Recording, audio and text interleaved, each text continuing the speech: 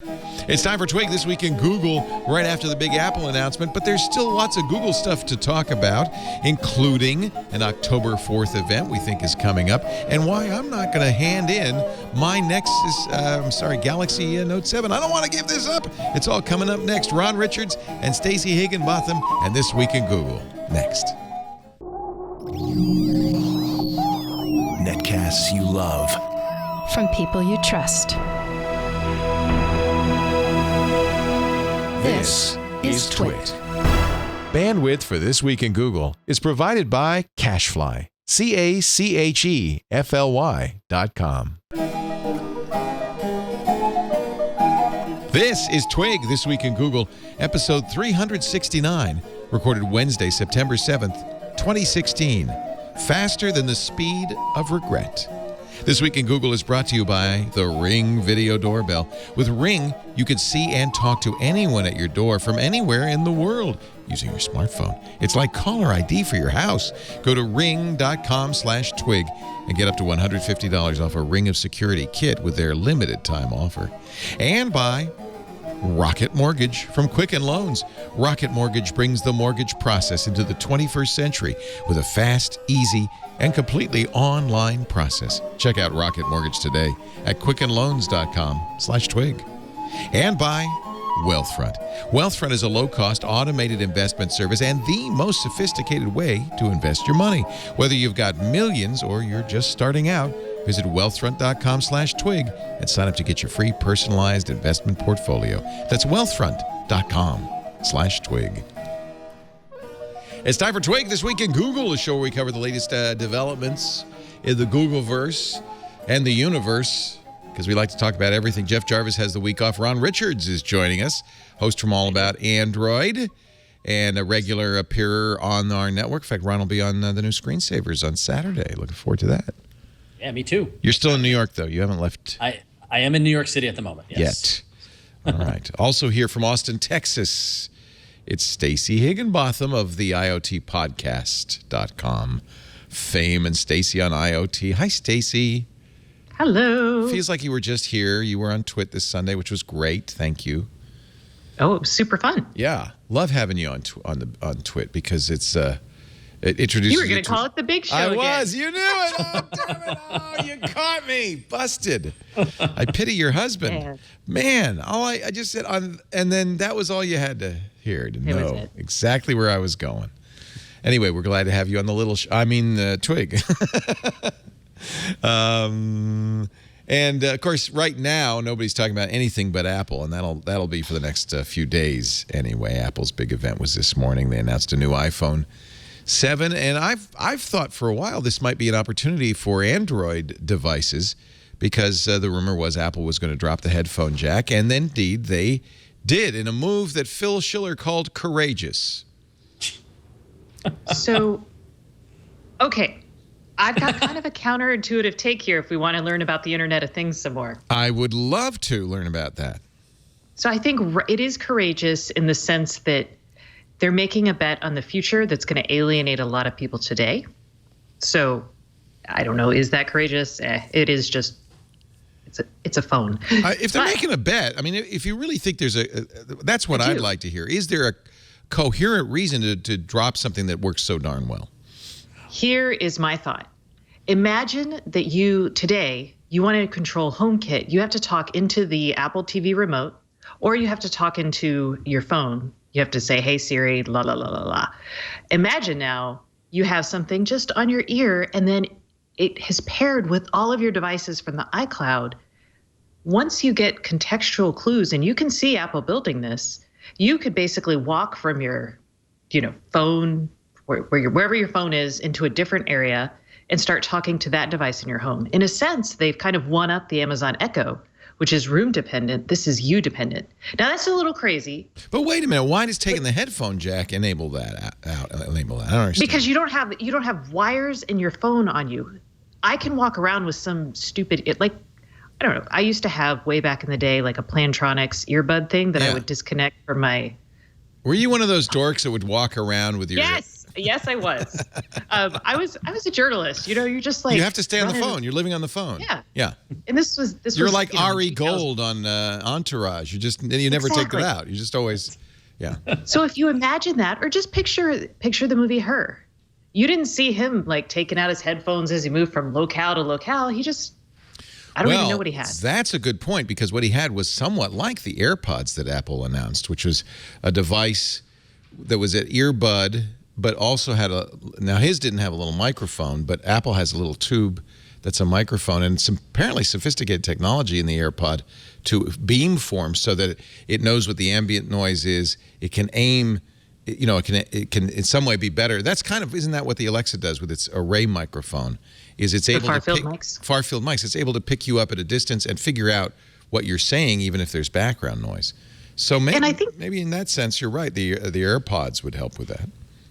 So yeah, so that's my take, and it's courageous only in the sense that people are going to be like, these are A, really expensive, B, easily lost, right. C, I have to charge them, all the stuff people are already complaining about. So their move is really not, I mean, in other words, the wired headphones they're including in the box with a lightning port and the adapter that they're including in the box is really just an interim stopgap towards moving towards the wireless future that we all well, exactly. That actually, you know what? That does kind of make sense. I hate to admit it. Yeah, and I agree that was the thing that jumped out at me, was that the pairing of the earbuds to the phone was so seamless and supposedly on the supposedly earbuds. Right. Yeah, and now I think about my experience with my many Android phones and my many Bluetooth speakers and other things like that, where pairing is a nightmare.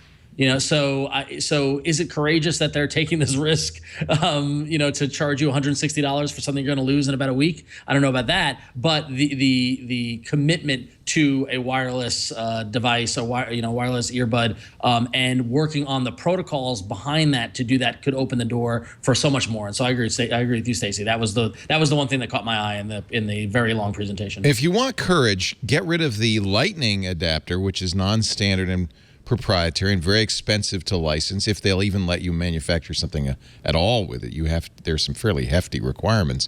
And go to the Type-C connector that everybody else except Apple is going to. It has all of the benefits of Lightning. It's reversible, it's high speed, it supports data. In fact, in many respects, I think it's probably superior to the Lightning connector. Chiefly because it's universal, and so eventually we'll all have Type-C connectors and Type-C cables. That would be courage.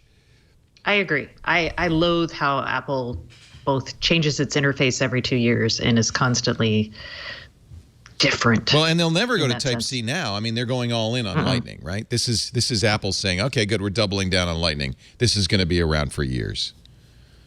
So I am, you know, I understand what you're saying, and so to the degree that what Apple's doing is saying the future is wireless, I wouldn't disagree with you. Yeah. Wireless and seamless.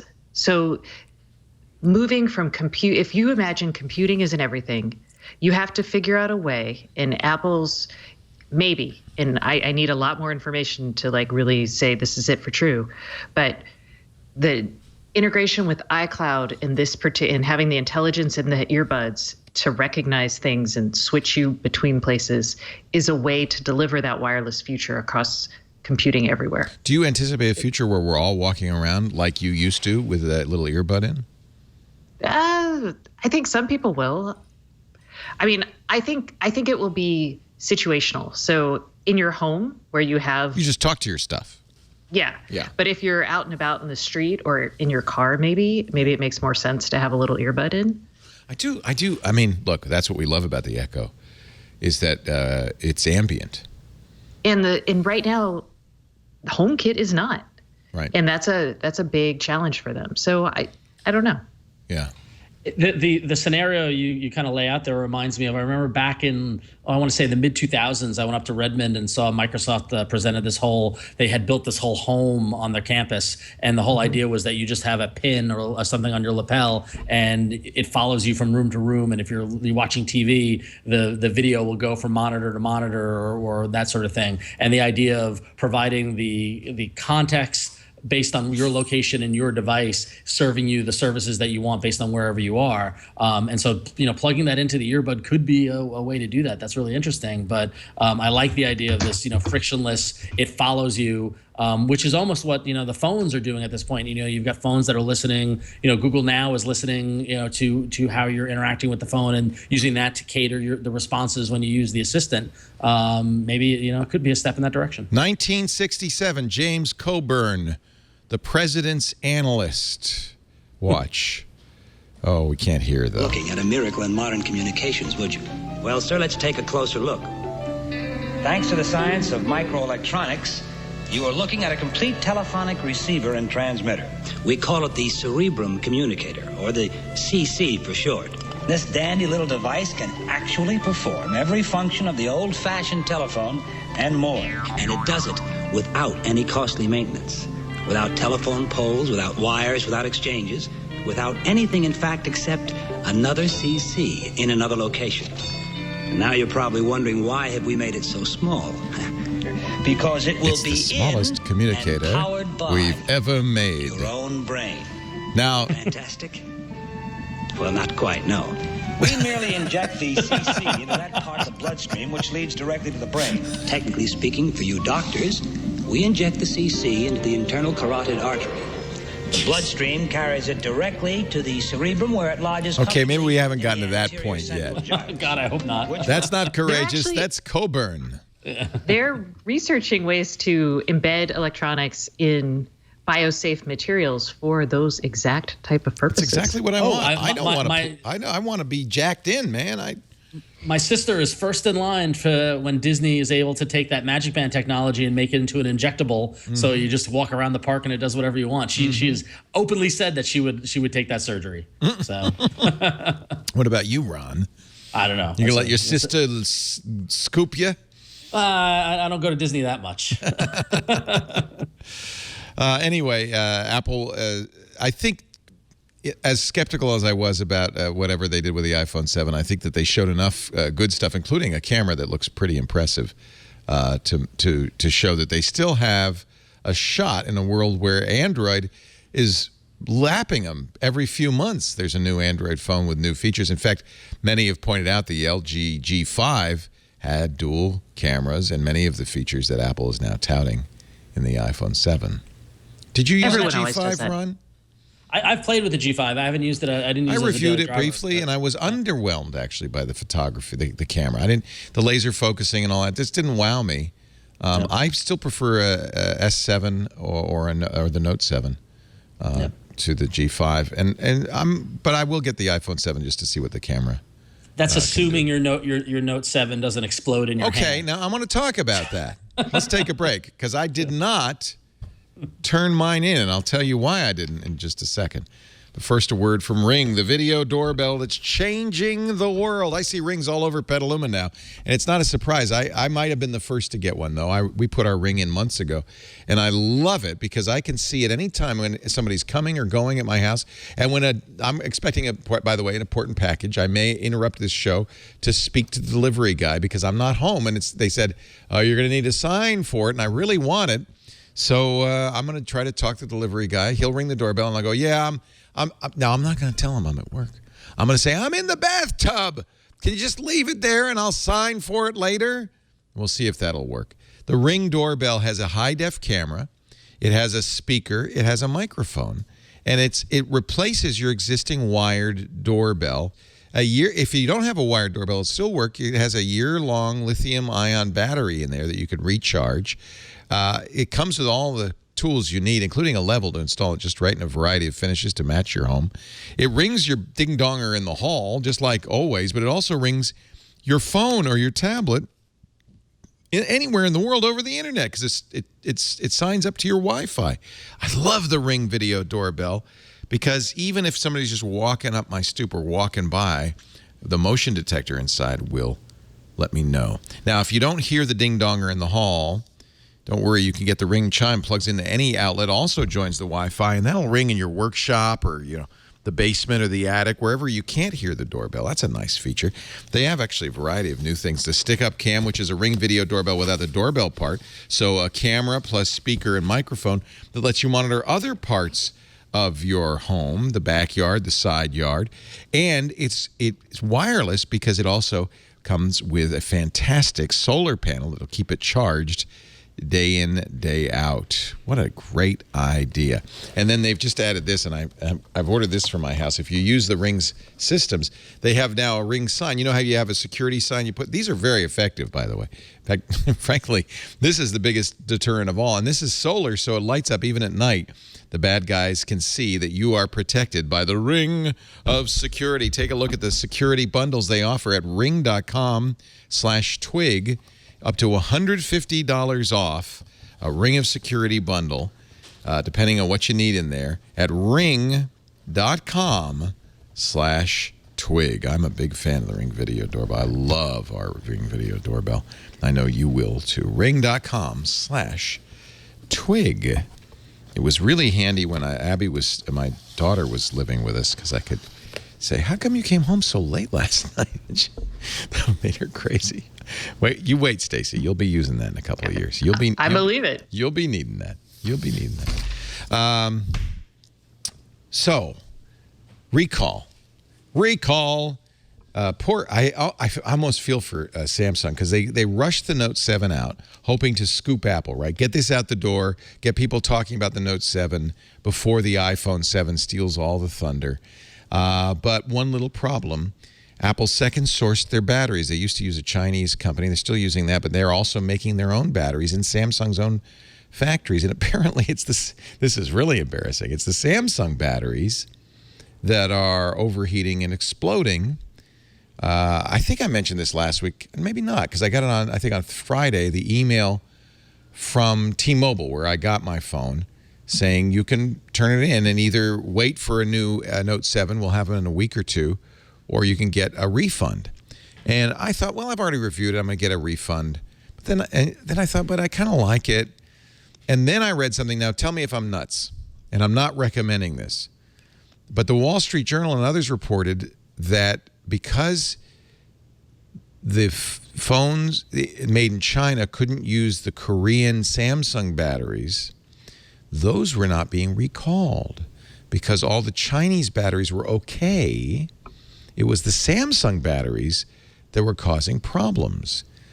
Interestingly, T-Mobile, of all the U.S. carriers, is the only one that was offering phones made in China. Everybody else was getting the phones made in Korea or elsewhere. So this article, I don't know how reliable it is, said check the back of your phone. If it says made in China, which this does, you don't have to worry. You have the Chinese battery in it. And I have to say, I've never felt it to overheat. I've quick charged it many times. Never seen a problem. I feel it doesn't get too hot. It gets warm, but it doesn't get too hot. And most of the time, I'm wirelessly charging it at a slower pace anyway. I thought I'd take a chance. Crazy? Oh, you crazy, crazy man. Crazy? Is it? I don't know. Do you talk with it in your pocket or up to your ear? Which do you want to explode? No, it only explodes when you're charging it. Oh, well yeah. then. Yeah, it doesn't just randomly blow up. It's from overcharging. Okay, well it's then, like the hoverboards. And I still, by the way, have an exploding hoverboard at home. And the only rule we have is you have to be home when you charge it. So if it explodes, it'll hit you. Are you just waiting for it to explode? Yeah. No, I feel like now, and by the way, I'm not advocating this, but I feel like that was enough evidence. I couldn't understand why they weren't recalling it in China, and that seemed like a credible story to me. And this is made in China. If it does overheat, can you return it then for a refund? Yeah, I'm sure I could. Oh, so it's a win-win. Yeah, well, as long as it doesn't blow up and melt my face or burn the house down, it's a win-win. Or cause $2,000 worth of damage to a hotel room, like that one poor sap who in Australia, not poor sap, poor guy, but yeah, he plugged it in his hotel and it blew up. Yeah. Oh. Yeah. Oh. See, this is why I didn't want to do it, because I want to have the phone with me when I go on vacation in a week from Sunday. And I didn't think I'd have a new phone replacement by then. But now I know I'm going to be able to get an iPhone 7. So maybe, I don't know, I really like the Note 7. It's really a bummer because I don't think I have seen a launch of a phone with so much goodwill behind it than this Note 7 launch. Positive reviews.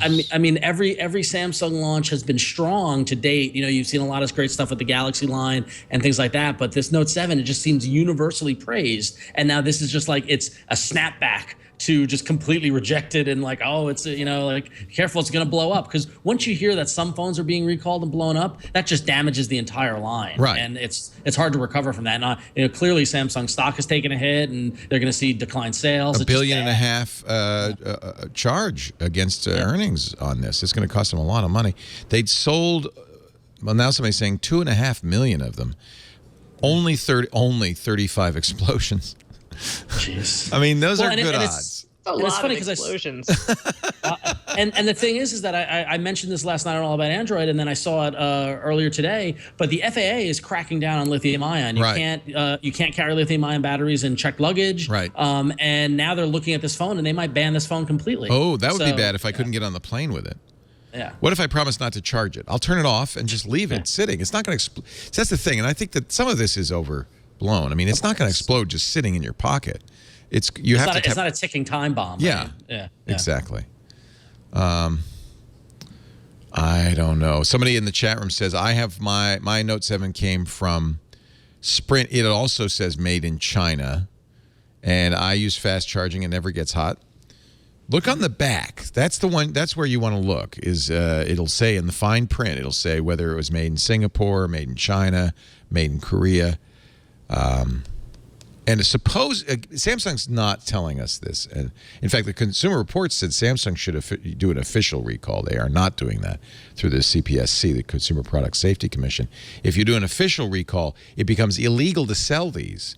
And the speculation is Samsung doesn't want to do that because there are people still selling Note 7s. In fact, Samsung, one of the options that T-Mobile gives me is hang on to the phone till we have a replacement. Then you can bring it in. Doesn't sound like they're really concerned. Yeah. Well, I mean, it's such the percentage. It's interesting because we were talking about this last night on All About Android, and we were wondering how much because Jason Hal brought up the question, did Samsung know about this? Right. Is that why we have this recall program in place so quickly? Right. And my argument was that they have a an emergency break glass plan for when something like this goes wrong with another. I'm assuming this, that God forbid something goes wrong that they don't know about. This is what we need to do in order to stay on the side of consumer safety and pro-consumer values and all that sort of thing. But I wonder if they have any way of estimating. Yes, we've only heard this only been 35, but is there some percentage of the ones that have been sold? Like, what is their risk assessment of what this risk is? And that could be driving how dramatically they're pushing for the exchange or not. Right. And I think Consumer Reports isn't far off when they say Samsung should be more forthcoming about this and more aggressive. Yeah. But and the thing is that now if someone's walking up to a store to go buy a Note 7, if they've heard about this, $5 says they're walking away. They're reconsidering that purchase. That's right. Yeah. And, of course, the whole point of rushing this out, and I think they did rush it a little bit, was to get it into the market before Apple got theirs into the market. And now that Apple's is coming to the market soon, by the way, sooner than normal, it's coming out a week from Friday. Pre-order this Friday. Which I'm very happy to see. I've been long time railing that I can't stand here's the presentation and this is going to be available in a month or in whatever. Like, I want to see day of, like, you can buy it now. Like, I'm waiting until we get to that point. And it seems like we're getting closer and closer. And I understand why, because of supply chain and all this sort of things. But like, this also seemed to be one of the leakiest, not to go back to Apple, but one of the leakiest launches in that, their stuff was up on Amazon an hour before the presentation. So it looks like they're trying to move closer to that simultaneous release, opportunity. So. Although, given those leaks, maybe they'll rethink that strategy. Yeah, maybe. Yeah, exactly. But and by the way, they made an allusion to the leaks. It's funny. James Corden, they did a phony carpool karaoke at the very beginning video, and one of the first things James Corden says to Tim Cook is, "Well, I kind of know all about it because I read all the rumors." So even Apple can laugh at itself in that respect, I guess.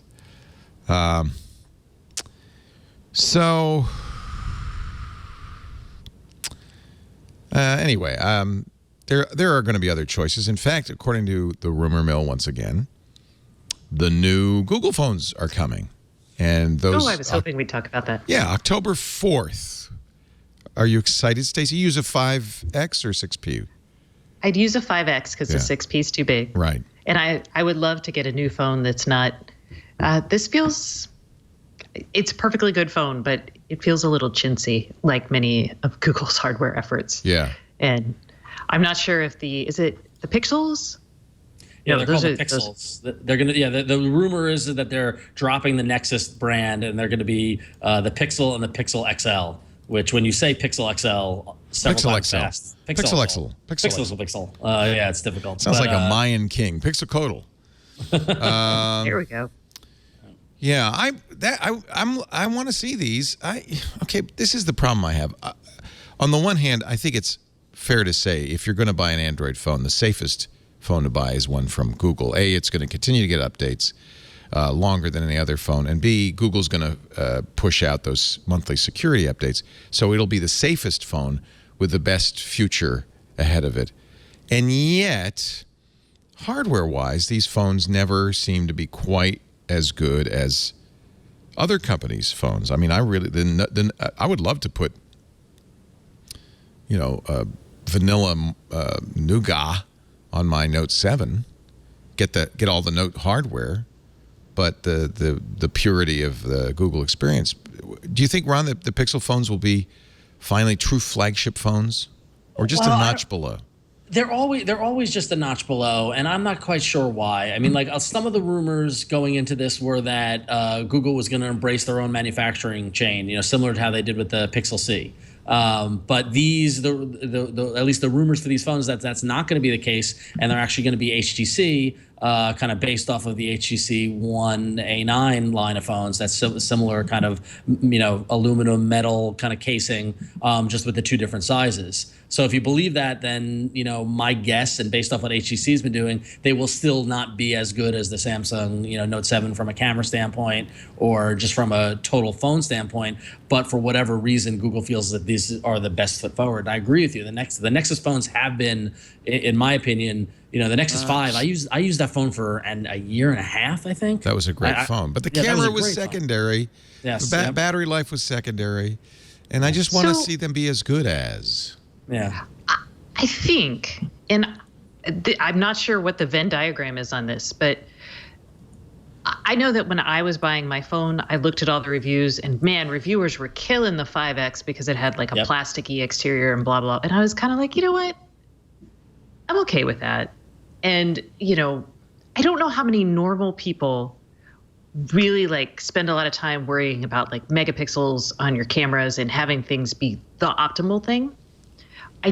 But I also don't know of those normal people how many actually care about having base Android. So that's my curiosity.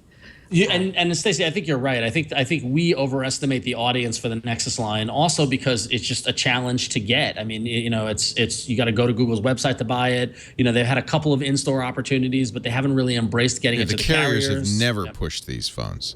Right. Carriers would much rather you bought something else. I didn't have a hard time getting mine hooked up with Verizon at all. No, but once you get it, it's just you have to go to Google to get it. That's a different process than most people are used to.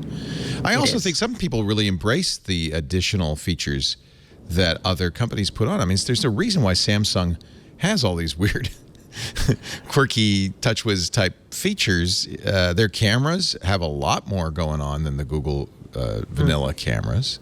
They have a lot of interesting, features with the touch, the edge, and so forth.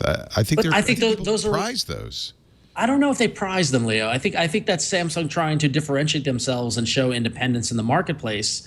But I'm not sure if they are the kind of thing where people are like, oh, I get Samsung because I love TouchWiz. In fact, the majority of people I talk to either don't even know that there's a difference. It just looks different than my phone. Right. Or the people who do know what they're talking about don't like TouchWiz. Right. So, I think it's really just an identity thing and a branding thing to say that, hey, we're doing something different.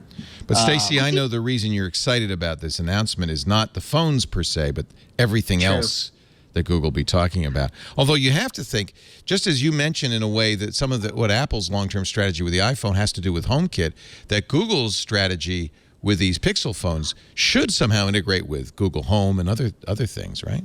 Oh, The and I air have an freshener. update for you. Yes.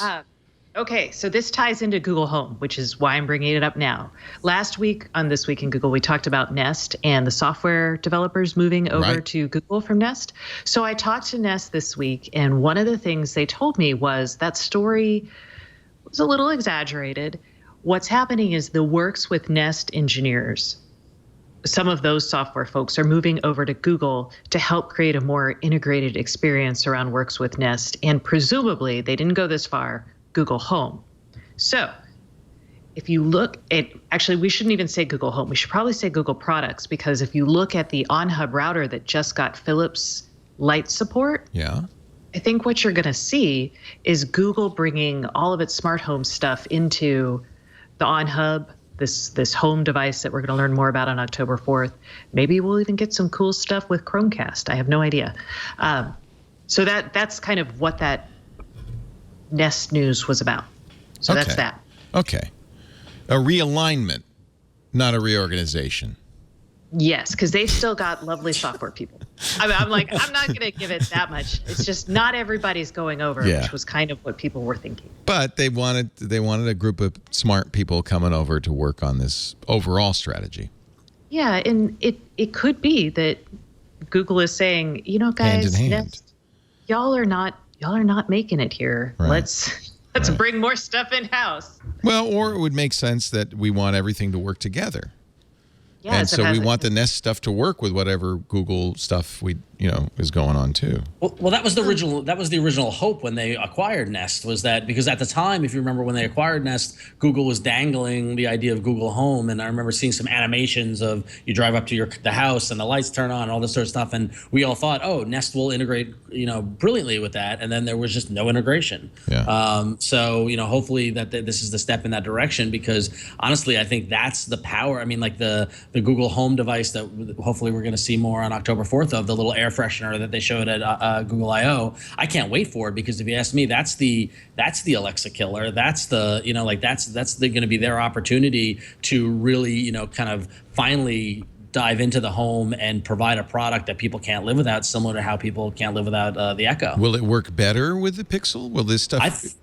I think if you're using Google Now and the Google Now Assistant, and you're fully baked in to the Google ecosystem, this is just gonna supercharge that. So they're going to pull an Apple. I mean, essentially what Apple's done, even especially now with the headphones, is say, look, all Apple. Just you have to use everything has to be Apple.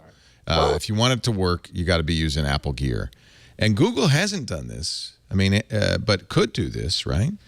It could. They haven't. I think they'll still keep Google Calendar. I mean, because you can work with Google on the Echo right now. Right. I get my calendar on Right. that. I think they're going to keep a lot of that open and keep their apps, basically, I guess is what it would be, with iOS and with Amazon's ecosystem. So maybe they'll go But that's all in. like that's the Microsoft strategy, which is reach out to other platforms and make ourselves available to it. But Microsoft's always been clear the best experience will be if you're in an all Microsoft world. That's Sure, what Google's saying is, we'll make calendar available. It would be better if you were to use Google branded devices. And I think, like, again, when I see it, I'm going to feel very torn on Home versus the Echo. No, you don't have to give up one or the other. Well, I've always thought that it basically comes down to whose services you use the most. I am an Amazon Prime member, but I'm not really. I don't dive into the Amazon offering, so I haven't pulled the trigger on an Echo. I haven't pulled the trigger on a Fire TV. Oh, Ron, Oh, that is, you should. Yeah, you really are missing out. Well, I know, I've heard, but the promise of of the Google Air Freshener to bring me that Echo experience, but times 10 with all of my calendaring and all my mail and all my everything that I already do within Google, to me, like that's what I feel like I'd be frustrated with the Echo, and that it stops at shopping. Well, it's the same thing with with Apple TV. Like if you do iTunes, you need an Apple TV, but on the other hand, if you do Amazon, you want a Roku or some other similar device or an Android TV device, or you just get both. And I think a lot of people do that. I think a lot of people will have an Echo and a Sonos and a Google Home. And then you just leave the house and let them fight it out. Well, they have different trigger words, so you just you'll use. You're not going to do that, Stacey. You're going to pick one. I think you're overestimating the budget of the mainstream American consumer. That's true. Only a major gadget hound would go. Yes, people like us will probably have a lot of those things, but most people are going to choose, and maybe they'll choose poorly. And I would say, Ron, I can't believe you don't have an Echo. I mean, God, Ron, what's wrong with you? I know. I can't tell you how I've spent minutes hovering over that buy button, just and for whatever reason, it's cheaper now, though, right? It's getting cheaper and cheaper. You were smart to wait. Yeah, and the little puck is out. Those are get a refurbished. Who cares if it's refurbished? Yeah. Now what? $179.99. And then the refurbished one is usually $30 less, I think. Get a refurb. It's not too bad. I should just to play with it, just to at least compare the two. Yeah. I mean, I've seen it. I've played with it. I have friends who have it, and I get it. But to me, as soon as they announced that at Google I/O, I keep calling it the air freshener. But as soon as they announced the air freshener, I was just like, all right, I'm going to wait on the Echo until. Well, that's true. That actually isn't a bad idea. Okay, yeah, because I've had mine since. Yeah, we got it before the air freshener. Yeah, way before the air freshener. Yeah. And I'm all in on Google, so I'm. Yeah. Well, you say that it's more than just shopping, and I get that. It's got access to music and all, and is it just the user experience that is so delightful about it? Like what, Stacey? What is it that has you thinking I should get one? So I use it to control my home. So if I talk to the Echo right now, like when I go to bed, I'm like, Echo, turn off downstairs, turn off the Afro Circus, which is a light that my daughter named. Wait a minute, your light's called the Afro Circus? Do you remember Madagascar? The movies? Yes. So the Afro Circus song. So my daughter named my Wemo Switch Afro Circus. That's hysterical. I love your daughter. Yes. She is so great. She's so cool. Strange. I mean, and she is so strange. So you talk to it all the time. You can have it program your commutes. I mean, I don't know. We play bingo with it. Kids are great. You play bingo? Yeah, there's a bingo skill. So, if you ever want to have bingo night at our house. So it goes R53. R53. Yes. Wow. I want, of all the things that will be announced probably on this October 4th thing, I'm most excited about Allo of all things. I want to use Allo everywhere. I feel like that is the embodiment of Home or Echo in my phone where it really should be. So I have it with me at all times. I'm getting worried about Allo though. Why? I'm worried because Duo came out and it was really simple. Duo's not bad. Duo gets the job done. Duo's not bad, but it was just really just did that one thing, and you couldn't even if someone called you and you didn't miss the call, there was no messaging. That's true. Yeah. So and then Allo, the reports that it's going to need an Android 7.0 update to 7.01 to support APIs to drive Allo has got me worried. And the fact that we haven't seen anything, and they were supposed to launch around the same time. Yeah. Like I'm excited for Allo too because I want the combination of a cross-platform, unified messaging platform that I can use with my iPhone friends, but also having the Google Assistant baked into it looks super cool. But the silence has got me concerned. Is this stuff harder to do than we? I mean, arguably Google has the lead in this kind of virtual assistant world. Yeah. Well, I think what we're seeing. Oh, go ahead. No, after you, Stacey. Go.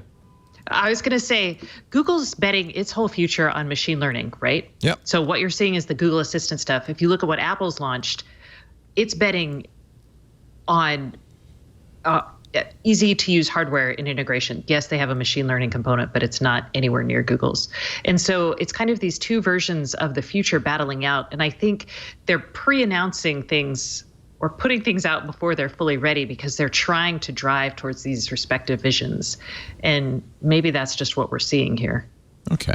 Well, and if anything, I always use my baseball analogy, but we're in the first inning, maybe the second inning, and you go back to the Her analogy of the little earbud and the operating system that is aware. I think if anybody has the opportunity to make that concept a reality, it's Google, because they have how many years of all this machine learning data that are put together and how people search and do all these things. I realized a little while ago that at some point, and I don't know when, I stopped searching via Boolean keyword-based searches on Google and moved back to the old Ask Jeeves, where I just ask Google questions now. And I don't know when that happened, but that behavior is being rewarded with really great search results. So,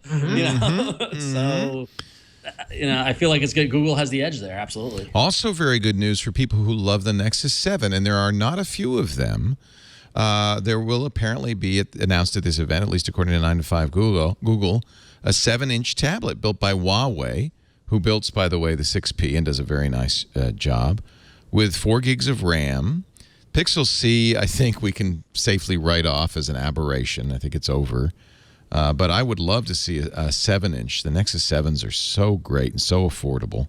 It'd be very interesting to see what this...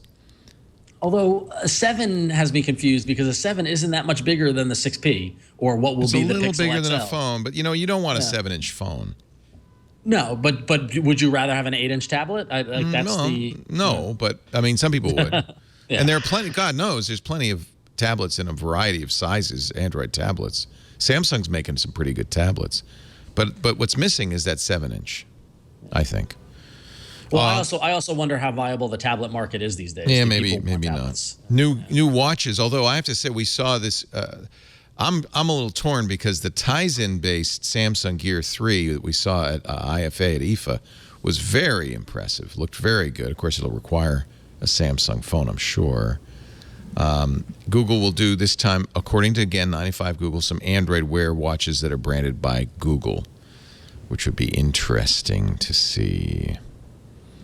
I feel like I'm waiting for Android Wear to make a breakthrough, just as I was waiting, and still am, frankly, I think, for the Apple Watch to make a breakthrough. Yeah. Well, I mean, aside from just having new watches that are thinner or or have more buttons or don't have buttons or whatnot, I don't really know where the Android Wear platform can go from here. I mean, we're due for what can the latest version of Android bring to Android Wear, which we really haven't heard yet. But I just feel like the wearable market is still a market that's a solution, still looking for a problem. Yeah. 4K I think watches are. Go ahead. Oh no, I was just going to say I think watches are. They're just. I don't know. They're not something I feel like a lot of people. I don't think people really want full-on computing on their wrist. I don't know. Well, you actually are very mainstream on that. The latest from IDC. And of course, IDC is guessing somewhat. They don't know. Apple doesn't release watch sales, and so we don't know exactly what those sales are. But according to IDC, Apple Watch is losing ground as basics boom. And you're wearing a Fitbit. You're wearing one of the more basic. I'm actually. Or is that I'm wearing Microsoft? an Under Armour. Oh, okay. But I did just get, ta-da. I'll see if I can show it to you. Nope. Come out. I'm charging it. This is a Philips smartwatch that is supposed to be a dedicated true health wearable. So I'm going to play with this and see how that works. Well, those seem to be doing better. In fact, the simpler ones do better because I think people realize there's only a couple of things a health band can do: footsteps and heartbeat. The Fitbit showed growth of 28% year over year and a 25% market share compared to the number 3 product, Apple's watch, which only has a 20% market share and fell 56.7% year over year in sales. That's, again, a guess from IDC. And those are global sales and global market share. But I think that sounds about right. It does seem to me that people have chosen the simpler, more, less expensive Fitbits over the expensive and more complicated Apple Watches. And by the way, Android is not. It's not anywhere. Android Wear is not anywhere on this list. That's because they're anything but basic, and I think that's the real issue is that people got the opportunity to sample what a smartwatch can do and realize that in a postage stamp size watch, navigating things is really a pain in the butt. So go with something that just tracks your pedometer and tracks your heart rate, and that does one thing and it works with a companion app or a website, and that's great. So I'm not surprised by this at all. 4K Chromecast. I would like to see that. Everything should go 4K now that I have a 4K TV. I'm just saying. How does that work on because I know my Chromecast, like if you open the door wrong in my house, my Chromecast stops, broadcasting. So Really? it feels, my Chromecast is very tenuous. And I have really great Wi-Fi in my house. Yeah, you have an Eero, right? You have the Eero. I have several Eeros. Yeah, yeah. So I'm not, and my TV is actually hardwired. So I wonder if your Chromecast is funky. I don't have that problem with my Chromecast. Is that an official thing? Yes, funky. Funky Chromecast. So maybe I'll try the 4K, but I'm kind of like, God, you want to shove more data at that thing? I don't know if it can handle it. Well, yeah, you'd have to redesign it. It'd have to have a faster chip and so forth. And I guess the broadband would have to work because you're going to need a lot of throughput to make 4K work. That is true. Yeah. And finally, remember Google announced its VR initiative. What was that? Daydream? Daydream, correct. They apparently maybe will announce a Daydream headset. Not that anybody's clamoring for one. This is going to be a big event. We'll do live coverage, I'm sure, if they send out invites and we get a confirmation. But this is all rumor from 9 to 5 Mac, which is a pretty good track record in this regard. And they've also historically shied away from doing events other than Google I/O, haven't they? Like, didn't one year they just dropped it all on their blog? Like, so. Did they launch that? Remember that weird octopus-looking thing? What was that? That was like a TV thing? Didn't they launch that in its own event? The Q? The Q? The Q was at I/O. That was at I/O. That was I/O. Okay. I still have my Nexus Q that I got at I/O. Yeah. I'm banking on that being worth a pretty penny in about 20 years. So. I think I went to a dedicated thing for the Nexus, the original Nexus phone. I'm trying to remember now. I'm trying to remember too. You're right. That's right. They don't normally do that, do they? They haven't done big dog and pony shows other than Google I/O, which makes sense. But this is going to be their big consumer push. I mean, going into the holidays, so we're getting a lot of stuff dumped on us. I'll be very surprised if there is a Daydream headset though, just because I feel like the days of Daydream are so early. In fact, very few phones can support it. We haven't seen any real development unless they have some big partnership they're announcing. I'd be surprised if that actually happens. Do you ever buy clothes from the search results? I buy a lot of things from the search results. Google now wants you to buy clothes. This is an initiative they call Shop the Look. It's an advertising program. You search for specific outfits. You'll get photos and purchase links in the results page.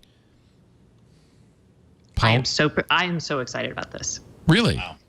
Well, I already shop from Google. Remember, I've been so excited about my Google Now show me what's going on, and I'm a huge Fashion Week kind of consumer, just of like what new clothes are out. So I would totally buy pretty stuff from. I find this is the most effective kind of advertising for me. Buy it right there. It just somehow if something catches my eye.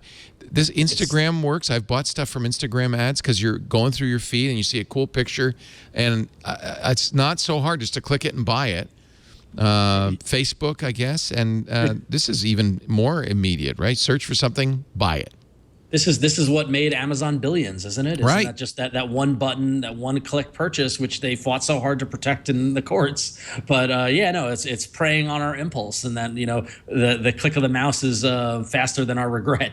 So it's, but yeah, it's neat. I don't know about shopping clothes. That's just me because I hate shopping for clothes. What is the speed of regret? Is that close to the speed of light, or it's just slower than clicking your mouse? That's what it is. Just like slightly behind the speed of a click. With them announcing this, this kind of relates to Pinterest hiring. Is it Lee Fan? Oh yeah, Lee Fan went over there. Yeah, as the new head of engineering, and she was head of image search at Google. If you look at Pinterest business model, which is basically buying on pictures, right? That becomes a really interesting hire, kind of related to this. Very interesting. Yeah. Yeah, very interesting. Image recognition. Well, what is Pinterest full of? Pictures of stuff. And that's always been the promise of Pinterest, was that you can, that you would have all these things on your boards and you just click on them, you can buy them from there. And it was always the disappointment of Pinterest for me is I couldn't do that. Exactly. Yeah. It's like, I want to buy that. They're moving very much in that direction. That's an obvious thing. Well, while Apple was having its event, so was Sony. Poor Sony. We won't even mention that Dell also had an event. Just got to avoid those Apple event days. That's you don't want to be making news on those days. Or conversely, if you've got an embarrassing announcement like, say, an exploding phone, do that on the days Apple announces its phone. That's when you can bury stories. We'll talk about what Sony announced in just a second. Stacey Higginbotham is here from Stacey on IoT, the great podcast you do with Kevin Toffel, talking about IoT. What are you talking about these days? Did you just do this morning, or are you about to do one later today? No, we do it. We do it in the morning, and it comes out tomorrow. So we talked about Kevin reviewed the Wink Relay, and then we also talked about rumors of a new Wink hub, second-gen Wink hub. So it's exciting. Wink. Who's Wink? Wink is the company that was bought by Flex. They used to be part of Quirky, their Home Depot smart home That's hub. right. They were a Quirky. They were a Quirky. They were a Quirky product. Okay, I knew it. All right, Wink. Does he like them? He loves them. I love it. It's my favorite smart home hub. Oh, Really? Actually, people always ask me this. They're like, Stacey, what's your favorite smart home hub? The Wink. Are you a Wink wonk? I'm a Wink wonk over Smart Things because Smart Things isn't as reliable. So if you're out there choosing your hub, What protocol does Wink use?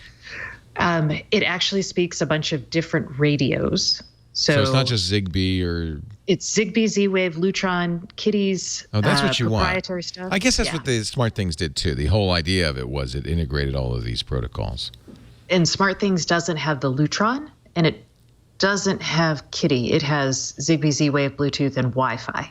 So you could get a Wink instead of getting the Philips Hue hub, for instance, and use that instead? No. No, it talks to the hub. So because of the type of integration they have with Philips, it talks to the hub. It actually talks to the cloud. I think Talk the next to the hub. It talks to the cloud. The Philips Talk Hue to the is really cloud. latent. The cloud will Exactly. talk to the hub. Yes, it's a bit latent, but the next gen is supposed to have more power. So They used to that'll call be me fixed. latent. Did they? Yeah. What about jittery? Yeah. Depends on the amount of coffee. Latent and jittery. Interesting. All right, Wink. All right, so we'll listen to the IoT podcast when it comes out Please do. tomorrow at StaceyOnIoT.com or IoTpodcast.com. Also with us, Ron Richards. You moved to New York. Why? Just for fun? Oh, he's muted. He's muted. Ron, you're muted. Unmute yourself. I can't hear a word you're saying. Sorry about that. There Oh, we go. there we I was protecting from a dog who just woke up. Oh, I thought that was Stacey's dog. That's his No, dog. it's my That's dog, right. Yeah. No, the dog is not used to me being online at this time, so I'm so messing funny. up her schedule. Aw, But, it's dinner yeah, time. It's dinner time. The dog's hungry. Exactly. That's one of the reasons why I moved back to New York, family and stuff like good. that. So Oh, that's just, nice. the magnetic pull back to the East Coast from my home. So Well, we love having you, and anytime you're out here, we got to get you on the air. Actually, you don't have to be, thanks to Skype, but and I'm going to Saturday. be there. We Saturday. talked about earlier. We'll be there Saturday. Yeah. the new screensavers. Our show today brought to you by Rocket Mortgage, aptly named Rocket Mortgage, like a rocket. It's fast, it's powerful. Maybe unlike a rocket, it's completely online. It comes to you from Quicken Loans. They're the premier name in home loans. So when it's time to refi or time to borrow to buy a new house, I want you to visit Rocket Mortgage. They have taken all the complicated, time-consuming bits out of applying for a mortgage.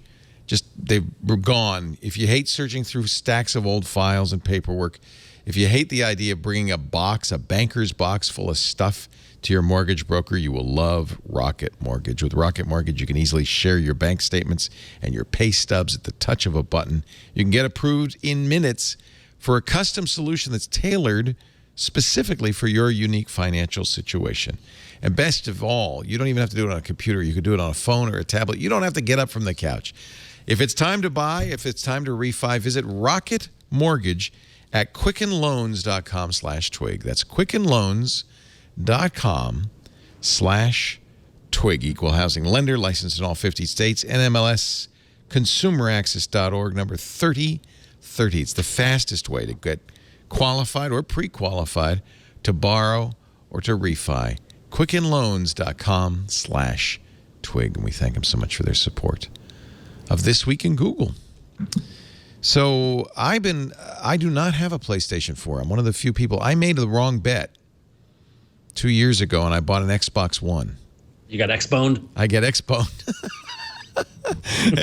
Everybody else bought a PlayStation 4, and now they're playing No Man's Sky, and I'm still on Gears of War. No, I liked the Xbox One, and I really was hopeful because it was I thought it was going to be Microsoft's Media Center play. It hasn't really turned out to be. And now I want a PlayStation 4 because I want to do the PlayStation VR. I've played with it, and I was really impressed. Sony had an event. It started at noon, which was technically right after Apple's event, but I imagine even the news coverage will be a little limited. They announced 2 new Xbox. I'm sorry, and only in my dreams. 2 new PlayStation 4s, a slimmed-down PlayStation 4 that will be available very soon, September 15th, at $299. But it's essentially the same as the existing PS4, just a little bit smaller and like a redesigned light bar and things like that. And then coming November 10th, what was called or codenamed the Neo, a PlayStation Pro, which is in fact improved. $399, support for 4K, faster processor, better graphics. This is not a new generation. This is just, kind of a slipstream upgrade for the PlayStation 4.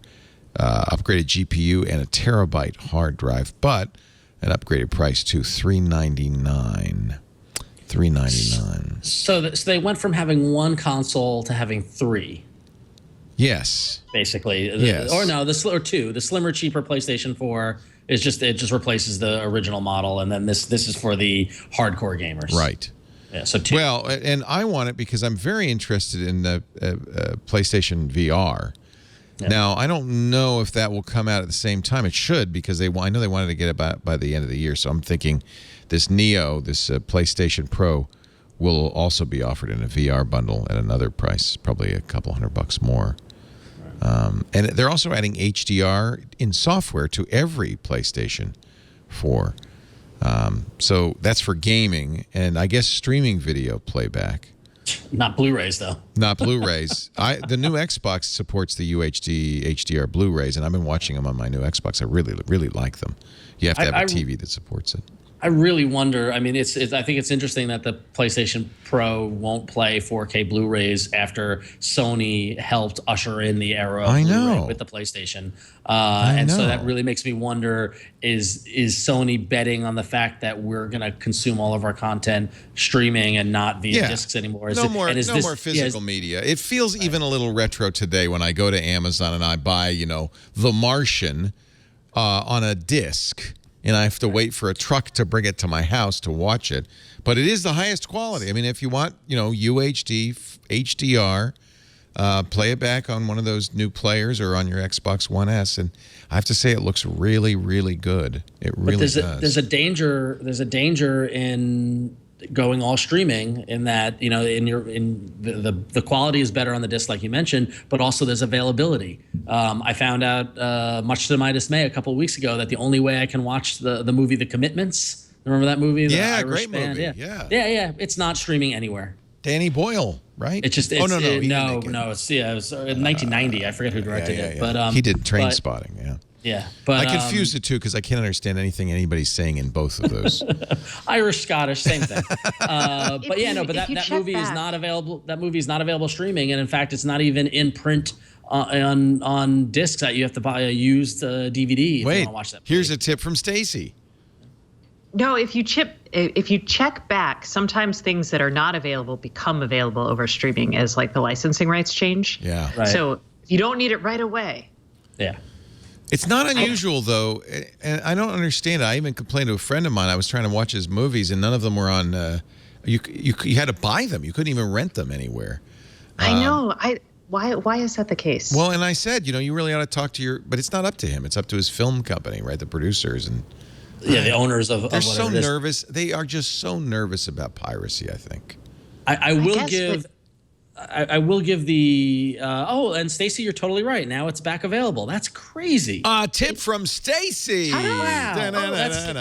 So I was gonna give a shout out. Maybe it's for later in the show for picks or whatnot. But the website justwatch.com is a great aggregator where you type in any movie and it tells you, first you tell it what country you're in, and you type in any movie or TV show, and then it tells you where it's available for either renting or buying, and what the prices are, and you can filter by SD or HD or anything like that. And sure enough, now it's back available on Amazon, Apple, and Google Play. So I've been using canistream.it. Yep. Can I stream it? But this is interesting, and this is the same idea. It looks like. And it's a shame that we actually have to go through this, right? Agreed. I mean, you can't even figure out where. At least on the Apple TV or one of the Android Shield, where you can talk to it, you should be able to say, "Can I stream this and where?" Right. But no, they're not that good. Can the Echo do that? No, but it should. Somebody build an that would be Echo a skill. We need a Just Watch skill for the Echo. Now, I will also say, because I'm a big fan of this, because I have a kid, I go to the library all the time. Our library has wonderful videos. Yeah. So whenever I can't find something I always forget that. Everyone does. Yeah. So. And they're free. Support your local library, kids. If you don't go there, nobody will eventually. I'm sorry, I'm being distracted by Just Watch now. Those are all the movies I want to see. It's a cool site. They've got an app too, which is handy when you're out somewhere and you have an argument over whether or not something's available. Which, believe it or not, I have had. It saves the day. So and then they've got a lot Look at that, all of those outlets. Whether not just Netflix and Stars Google and Amazon. Yeah, exactly. Everything. Epix and Showtime. Yeah. Patti Smith, Dream of Life. Look at that. Stars and HBO. To go, HBO on the go, something about HBO Go. HBO Go. They have free trials for a while. So if you see something really exciting, right, you can just check it out. All right. Wow, I'm learning so much on this. Project Aura. Every once in a while I get something right. From day one, people were so excited about this modular phone system. And I said, that is just janky. Nobody's going to want this. It's going to be loose.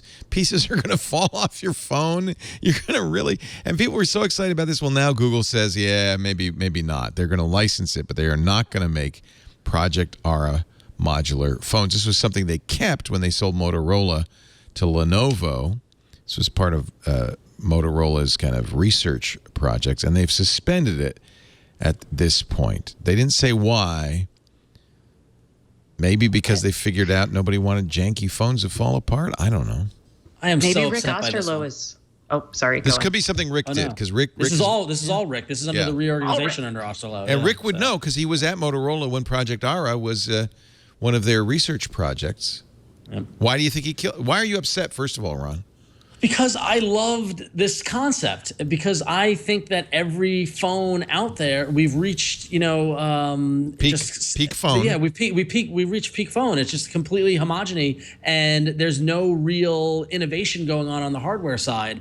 And the also thing is that no one person has the same requirements for a phone as the next person. We all want something different. I want more battery. You want a better camera. There are all these different kind of variables. So the idea of making your own phone with these dinky little Lego pieces to me sounded amazing. And the idea that you could have third parties building speaker accessories and projectors and batteries and all these other things, and you can make the phone of your dreams, I found that to be really, really cool. Now, I don't think it's the kind of thing that millions of people are going to get and it would be mainstream, but having that as an option is something that I was really interested in, and I'm really disappointed that I will never get to snap on a bigger battery or a better camera or a flash. So, I don't know. It's a bummer. Nothing else for the same. Yeah, but it sounds good in principle, but I just feel like it's going to be a little rattly. It's just going to feel like a Lego phone.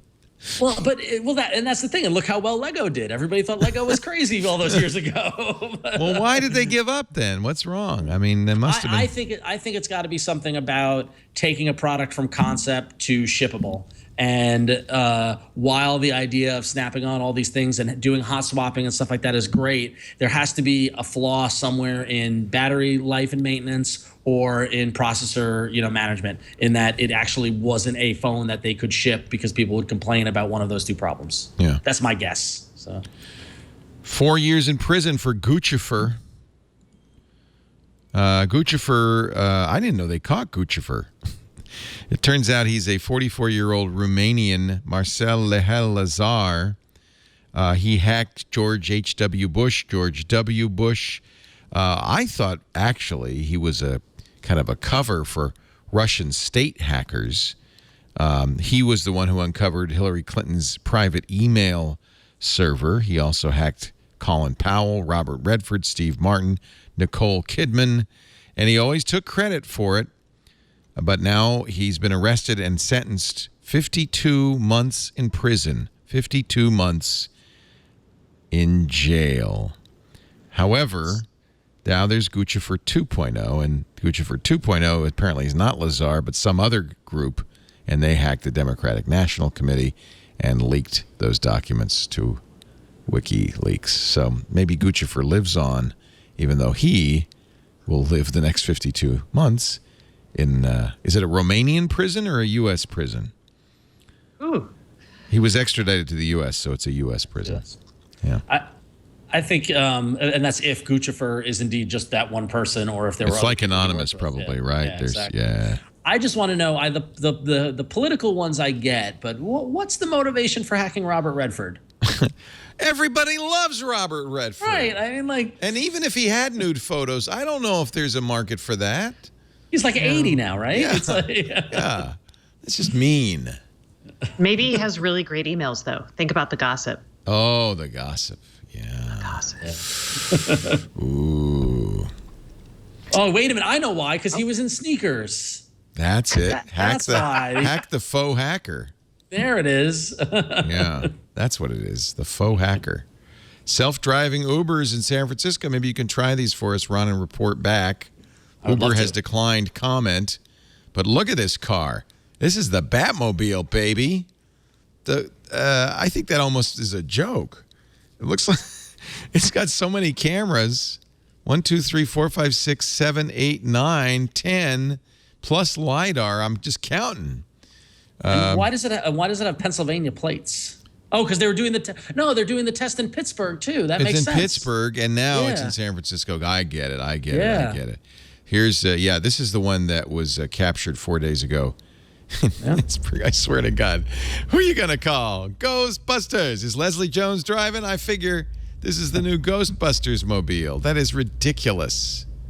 That's awesome. I would try it in a second. Oh yeah. And I love. And note, there's still somebody behind the wheel because these aren't stage 4 autonomous. This is, But I think it's amazing that Uber's beating Google to the punch with this. Well, are they? Are they really? Yeah, no. I mean, they're all trying these. I mean, Baidu has a license in California to test autonomous vehicles. You do have to get a permit, right? You can't. Yes. You can't just go out on the road and do it. You can't just bring. Although George Hotz might just go, I'm just going to do this. I can't. Yeah. I imagine there were some self-driving vehicles on the playa this week at the Burning Man. Did you see?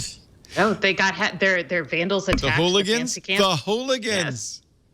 I have to admit, I was kind of rooting for the hooligans. Now, I feel bad if anybody I know was one of those fancy campers.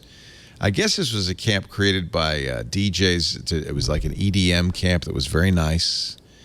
And they did concerts and stuff. But they were kind of the others at Burning. I don't know anything about the ethics or the culture of Burning Man, but apparently others at Burning Man didn't like these guys because they didn't share. It wasn't an open camp. It is a communal culture. Yeah. No chapstick for you. And so they ransacked the place. But, by the way, when crimes occur at Burning Man does not hesitate to go to the local authorities. So actual police can be involved at this point. They're real happy to reconnect with the world when they need to. Suddenly, hey, get some police in here. Yeah. T-Mobile says to Verizon, our LTE is more advanced than your. Oh, screw it. I can't bring up the energy to even. How about this one? Snapchat ad revenues. Here's a prediction. Prediction by analysts at eMarketer. They're predicting Snapchat ad revenues, which are currently $366 million, will grow to nearly $1 billion next year. Wow. And that's, in fact, what Snapchat's own presentation deck predicts. I got to give it, with the Apple event, more people were Snapchatting than Really? they were tweeting. So Interesting. That's the place to watch it now, huh? Well, which is guess. funny because I've also seen more movement from Twitter to Snapchat, but with the recent Snapchat ripoff, the Instagram moments or whatever they are, I've seen a lot of my feed move from Snapchat to being more active on Instagram because there's more That's interaction. just because old people. Yeah, possibly. But I will say that Snapchat has impressed me by the hyper-targeting, by media partnerships. And then, I don't know if you saw, I think it was last week, there's an article in Variety about that Seth Rogen animated movie Sausage Party that apparently... Sausage Fest? Sausage Party? Sausage Party, it's called, yeah. And it's an R-rated It's an animated R-rated movie. cartoon. Yeah, exactly. Wow. And 50% of their marketing budget was spent on digital, including Snapchat. Well, if you're going to make a movie like Sausage Party... Yep. I subscribe to Common Sense Media, which tells you what things you should let your kids watch and what you shouldn't. Not They Sausage actually Party. issued a warning. About Warning? sausage. Just because this is animated doesn't mean it's for kids. I was like, awesome. Well, but it's rated R. I mean, like... I know. Yeah. That's what I thought was hilarious. And it's called Sausage Party. And if you look at the animation, but It's just some a people bunch of need that dancing penises. Is that what you're saying? I would never say that. Here's the New York Times review. The first word uttered in Sausage Party is a popular synonym for excrement, which is a bit counterintuitive in a movie about food. You would expect that to come to the end. At the end, oh boy. So they had fun too. Well, if you want to hit some more tech news, and you may not. No, I do. Please, I beg of you. Intel bought a computer vision company They this just week. they just irped McAfee out, so maybe they're taking the McAfee money and buying a computer vision company. Well, I think McAfee probably made them more money. So yes, Movidius, which is they're the computer vision chip inside Project Tango. They also are working with a lot of drone manufacturers, to basically process. I mean, it's computer vision, so it's basically helping computers in a low power format understand what they're seeing. So really cool buy for Intel. It shows a couple things. One, Intel's not going to get behind, hopefully, on AI. Two, it's embracing heterogeneous architecture, so things that are not x86, which we have seen with manufacturing ARM, and with buying Nirvana Systems, which is using a GPU for machine learning. And this is all very nerdy, but it's all very exciting because it means Intel might continue to be a good bet. Movidius, mo problems? No. Movidius, less problems. Fewer problems, actually. Thank you for the correct grammar. There, I tried. I thought you were going to talk about Intel selling off McAfee. It bought McAfee 6 years ago for $7.7 billion, changed the name to Intel Security, didn't go anywhere. They're selling it now, not entirely, but a massive stake in it for $4.2 billion, including debt. So they basically writing off billions of dollars on this one. And the name goes back to McAfee, which is, after all, synonymous with security. Oh, Lord. Yes. And craziness. Google. Did you see, I guess it was Samantha Bee's Full Frontal did a thing on the Libertarian Convention a while back. And He's a candidate, or he was a candidate. He was a candidate. Until Gary Johnson got the nomination, yeah. Holy cow. Yeah, well, this is the year of interesting candidates, is all I'm going to say. All I'm going to say. Let's take a break and come back with your picks of the week because we want to wrap this up in time for TNT. Stacey Higginbotham from the IoT Podcast, IoTpodcast.com, at GigaStacey on Twitter, and Ron Richards, Ron Exo on Twitter, and, of course, a regular on All About Android, joining us this Saturday for the new Screensavers. Our show today brought to you by Wealthfront. If you're investing for the long term, you know how challenging it could be. Investing doesn't mean putting it in a savings account because that's basically, at best, no growth. And in many cases, because of the cost of living not going up, but going up higher than the interest rate on your, what is the savings account interest rate? It's like 0.25% or something now. It's terrible. You got to invest. You got to find, some vehicles to make some money on. In most cases, That's the stock market. But are you going to manage that investment? Or worse, you're going to pay somebody 1%, 2%, or 3% of what you're investing just to keep an eye on things for you? No. Here's what you do. You go to Wealthfront. Wealthfront is computerized investing. It keeps an eye on your investment. It redistributes. It rebalances. It does tax loss harvesting, maximizes your returns while minimizing your tax bill. And it does it at a very affordable 0.25% a year. 25 basis points. That's a heck of a lot less than that human down the street will do. And they do a better job because they're monitoring you constantly, using the best modern portfolio theory and Nobel Prize winning economic theory to do the best job. These are the advisors. I mean, the best people like Burton Malkiel, Charles D. Ellis, over 200 years of Wall Street experience on their advisory board. These are the people who help them design the algorithm that makes sure your money is maximizing its value for you, working for you. They just introduced a 529 college savings plan. So if you're saving for higher education expenses for your kids or your grandkids, Wealthfront's a great way to do it. You can get started for as little as $500. And I love this, your first $15,000. First $15,000, not 0.25%, but zero. Zero for life. They'll manage it for free. That even if you just do that, that's such a great way to start. Wealthfront.com/twig. It solves the age-old problem. You need to save for a rainy day, for college, for retirement. But how do you do it and maximize your results? This is the modern way to do it. Wealthfront.com/twig. Go and read all about it. I think you'll agree. It's just fabulous. Wealthfront.com/twig. Your first $15,000 fee-free. Last week we said, Stacey, you should do a recipe of the week? Or you did. But not a cooking recipe. Not a cooking. Well, I had a thing for this week, so I wanted to ask you, should I do a thing? Do a or thing, recipe, and or you could both? do it if this and then another time, or this time. You know what? Anything you want to do. This is your show. I have both, so all right. This is my show, really. It's your show now. All right, so this is what my thing of the week is, if I can get it out, because this is my daughter's thing. This is the drop kitchen scale, because last week you were talking and complaining about, what were you complaining about? Oh, when you're making something and your proportions get all wrong or you don't have enough of one thing. Yeah. You can't redo it. So what this is a $99 connected kitchen scale. It only works with iOS. So this is a terrible thing to bring on This Week in Google. No. I have an iPhone. Yeah. Oh, I lost my iPad. So what it is, there's nothing on the scale except for this button right here. You open up the app, and what it does is when you put things on it, it gives you a recipe. So if you can actually show them a recipe, that would probably be the best thing.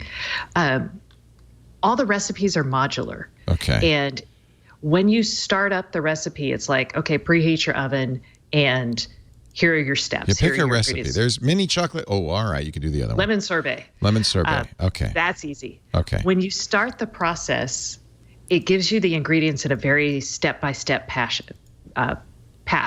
So you're like, there it is. Place a clean saucepan on drop. Put the following 6 ingredients in. And then as you press one, you can either do it on the iPad or you do it on the scales if your hands are dirty. So this is cool because if you don't have, in the lemon sorbet example, if you don't have enough lemon juice, you just say, I only have 2 tablespoons instead of 4. How do I adjust my recipe? Yes. It gets more interesting when you're like, I only have 1 egg. Yes. So this is really fun. The cool thing is at IFA, they announced that they're working actually on a kitchen OS, and the recipes are the key of all of these things. So you can put your own recipes in, and eventually the drop stuff will work with other connected kitchen appliances. So they have a deal with Bosch. So now when the recipe says preheat your oven to 450, it'll actually just send the instructions right to your oven. If it works, if it's integrated with Drop. So I think that's really neat. I'm excited about the kitchen. This is a great present for people who are learning to cook because the recipes are super, like my 8-year-old at the time loved it. She actually demanded this for Christmas, 2 years in a row, and finally we gave it to her. So that is my device of the week. And if you want a recipe, I can throw that out too. Not a kitchen recipe. And if this, then that style recipe? It is. Let's hear it. All right. So here's a fun one. It's really easy, but useful. If you have an Echo and you have Hue lights or LifeX lights, because those will also work, you do a recipe that says, if my timer goes off on my Echo, blink my lights. So that way, if you don't hear your timer, your lights go off. And you're like, doop, doop, oh, my timer's up, if that makes sense. It's a good recipe. Wow. We use it. Wow. Cool. So, I'm like, I'll send you a link to the recipe. Yeah, how do you can share recipes, right? You can can just tweet it on your Giga Stacey. Okay. If you want. Oh, yeah, let me. Yeah. You don't have to I do it just right lost it, now. so You can do it let me later. do it. Yeah, do it later. I got a crazy one for you. That's I just read an article about this. It's a Twitter. So we all know about Prisma, the great. And by the way, if you don't have it yet, you should get it. It's an Android app as well as an iOS app. It does neural networks, applies them to your photos, does really great stuff. I mean, I'm really happy with some of the images. I'll show you an image I just did on my iPhone.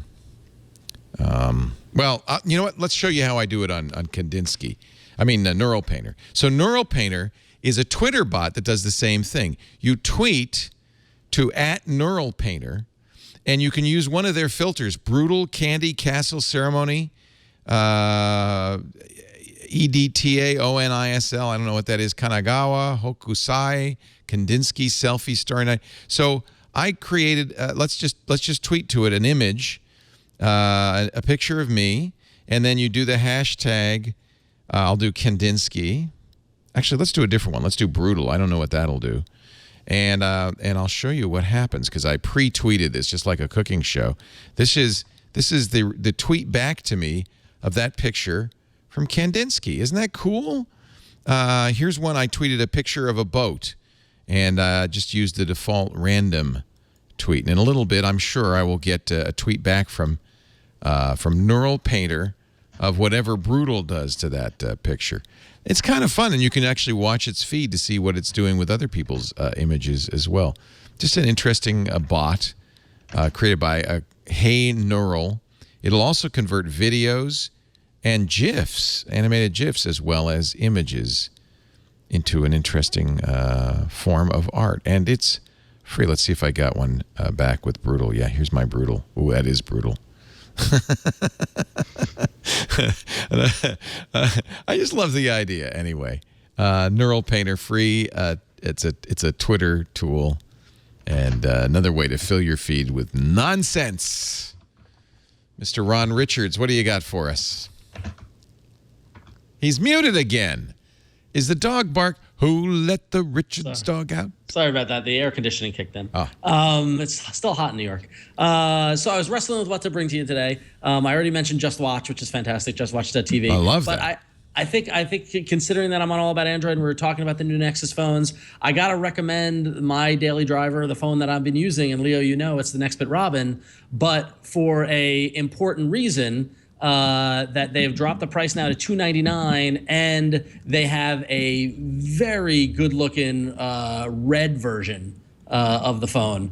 Actually, they call it Ember, and it's a red and black color combination. And I know earlier when I was talking about Project Aura, I was saying that my big frustration with the phones is that there are, there's they all look the same. They're all doing the same thing. Nextbit is a company that is actually trying to do something different, and I really like that. And I really want to support them. So check out the Nextbit Robin for just $299 now. You get a really, really solid phone, and you can get a really sexy red one too if you want it. Well, and that's proof in the pudding that you have had this now for months and still using it. Yep. Means you really like it. Do you use the thing that made them famous, the idea that you don't have a lot of storage on the phone, you have 32 gigs, but it will move stuff off the phone that you don't use it? Do you find that useful? What's funny is that I don't, because I had been operating for so long on a Nexus 5 with 16 gig that I run a really lean phone. Yeah. So I actually haven't hit 32 gig yet on the phone, but I keep trying to download music and trying to put stuff on there to fill it up, but I haven't actually got to the point. They finally did back up 4 apps that were apps that I actually showcased on All About Android and then never used after showcasing them, just didn't delete them. And then I saw that they recently, the icons grayed out, and that actually reminded me that they were even on my phone. Cool. But so it's just starting to do that. So I imagine I'll get into it a little more. But I just signed up and joined their beta tester program for their upcoming OS to Nougat to bring Android 7 That was my out. next question. So they're going to be Nougat soon? So what they're saying by the end of Q4, and they're saying they're adding their own little bit of next bit flavor to it, and they're going to revitalize your battery life. And I'm very curious to see what that means.